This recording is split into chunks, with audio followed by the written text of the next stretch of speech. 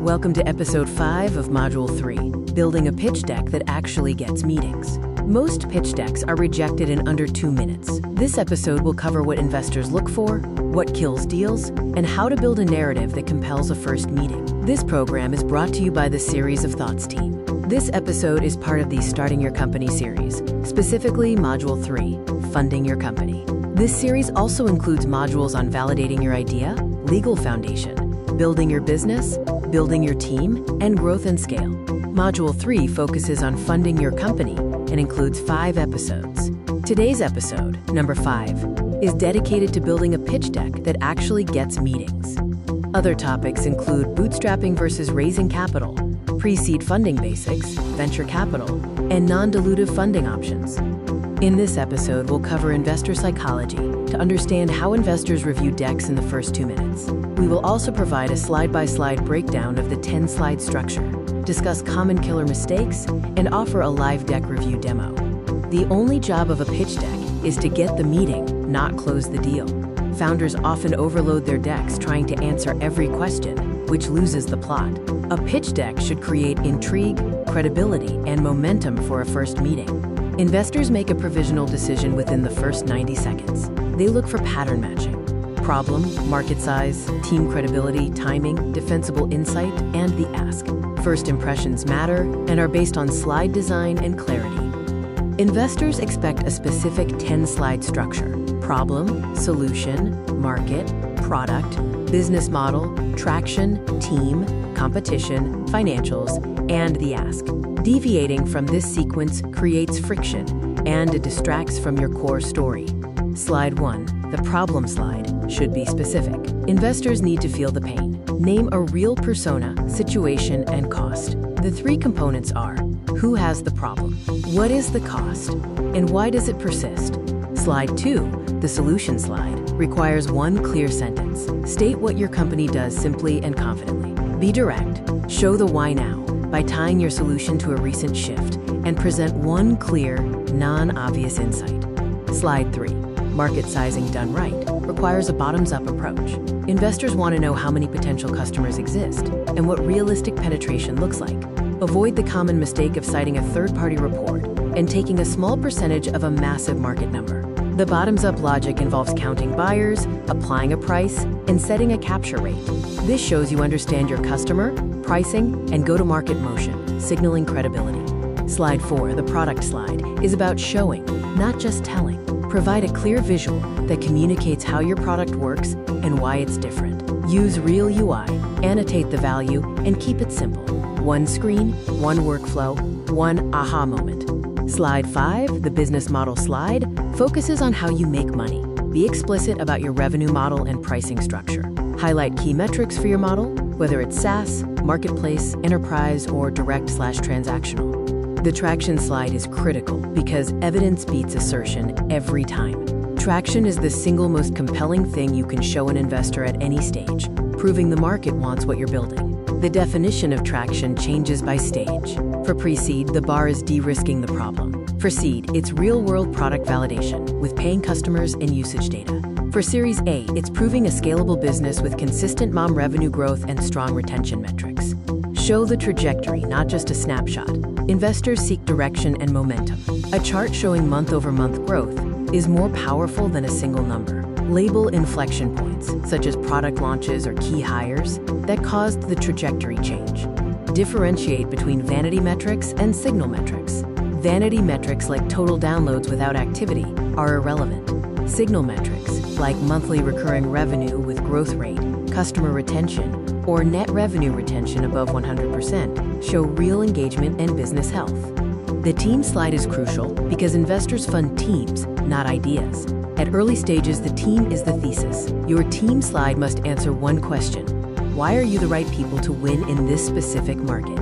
Frame your team's unfair advantage based on 3 pillars: domain expertise, which is insider credibility; technical edge, proving you can build what you promise; and distribution advantage, showing how you uniquely acquire customers. For team slide mechanics, include relevant prior company names, a one-line unfair advantage statement per founder, and notable exits. Leave out lengthy bios, academic credentials that don't show execution, or inactive advisors. The competition slide requires you to own your landscape. Never say you have no competition. Show you understand the field and have a clear, defensible position using a 2x2 matrix with relevant axes that customers care about. Now we move to financials and the ask. Investors are looking for coherent thinking, realistic assumptions, and a crisp understanding of how capital translates to progress. Perfection isn't expected, but clarity is. In financials, investors look for 4 things: burn rate, your monthly cash expenditure; runway, ensuring 18 to 24 months post-raise; unit economics, showing LTV CAC is healthy; and key assumptions, explicitly owning your growth drivers. Your 3-year forecast should tell a story. The chart should show a path to profitability with defensible assumptions and clear growth drivers. Explain what drives each inflection point on the graph. Dive deep into unit economics. You must know your customer acquisition cost, lifetime value, the LTV-CAC ratio, and your CAC payback period. A ratio above 3x is healthy. The payback period should be under 12 months. The ask needs to be specific and confident. Include the exact amount, the instrument, prior commitments, top 3 capital allocations, and the milestones this round will achieve. Specificity signals readiness for execution. The use of proceeds chart translates capital into a clear plan. Each allocation, such as 40% to engineering, should directly link to a milestone, proving you have a plan for achieving the next stage of growth. We now enter a chapter break on common deck mistakes that kill deals. Most decks fail for the same entirely avoidable reasons. Mistake number 1 is too many slides and too much text. Investors reward clarity, not thoroughness. Stick to the 10-slide structure. Every slide needs a clear headline and supporting content that is ruthlessly edited for clarity. Mistake number 2 is having no clear ask. Vagueness is interpreted as unpreparedness. A strong ask, like raising a specific amount to hit clear milestones, signals confidence and provides investors with a direct call to action. Mistake number 3 is presenting vanity metrics without context. 10,000 users is noise. 10,000 users with strong retention and monthly recurring revenue is a compelling signal. Always pair your metric with the context that makes it meaningful. If it doesn't help an investor answer, "Is this a real business?" leave it out. Mistake number 4 is missing the why now. Investors evaluate if now is the right time to invest. Anchor your pitch to a specific recent shift, whether it's a technology shift, regulatory change, behavioral shift, or market unlock that makes your solution newly necessary. Mistake number 5 involves top-down market sizing and weak competitive analysis. Avoid citing generic market reports. Build market size from realistic customer counts. Also, name your competitors and explain your defensible edge. Claiming no competition is a red flag. Mistake number 6 is deck design that undermines credibility. Use a clean, minimal design that lets the story breathe. Stick to one consistent font family and a limited color palette. Every slide needs one clear headline conveying the main point. We now move to getting your deck opened. The cover email matters as much as the deck itself. The subject line and the first 2 sentences determine whether your pitch gets a click or gets archived. They must create curiosity and establish credibility quickly. Your cover email subject line should be specific and curiosity generating, like company, compelling stat, raising amount. The opening line should state who you are, what you do, and one credibility signal. A warm introduction converts 5 to 10 times better than cold outreach. This is a framework for a cover email that works. It starts with a strong subject line, a quick reference point, a concise description of your company and traction, the specific ask and use of proceeds, and a clear call to action. The next chapter focuses on choosing the right tools. The tool you use sends a signal and constrains your design possibilities. We'll look at the right tool for your stage, team, and situation. Canva is best for founders without design experience needing a polished deck fast. Pitch.com is ideal for collaboration and design quality, making it the best choice for most seed stage teams. Beautiful.ai offers AI-assisted layouts for rapid narrative iteration. Google Slides is best for easy sharing and real-time collaboration. For most early-stage founders, we recommend starting in Google Slides to nail the narrative structure. Once the story is solid, migrate to Pitch.com for design polish before your first investor meeting. Never overinvest in design before the story is right.